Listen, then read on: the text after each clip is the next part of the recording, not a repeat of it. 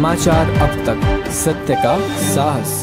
नमस्कार, मी नेहा आणि आपण बघत आहे समाचार अब तक। बघूया आजच्या काही ठळक बातम्या। गीतांजली टॉकीज चौकातील सारडा निकेतन येथील घरफोडी प्रकरणाचा उलगडा करण्यात गुन्हे शाखेच्या पथकाला यश आले। घरातील डोकराने 21 लाखांहून अधिक मूल्याच्या सोने हिऱ्यांचे दागिने आणि रोख रक्कम चोरी करून नेल्याचे तपासात स्पष्ट झाले।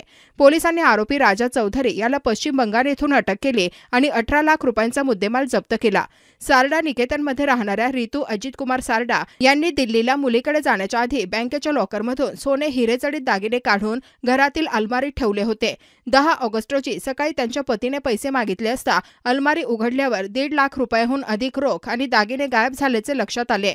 त्यांनी गणेशपेठ पोलीस ठाण्यात तक्रार दिली।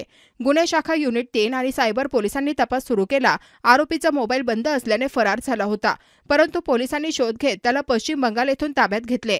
चौकशीत त्याने चोरीची कबुली दिली। जप्त केलेल्या मुद्देमालात सोन्याचे व हिरे जडित दागिने, 3 मोबाईल, टॅब आणि 4,000 रुपये रोख यांचा समावेश आहे। आरोपी पुढील तपासासाठी गणेशपेठ पोलिसांच्या ताब्यात ठेवण्यात आला आहे।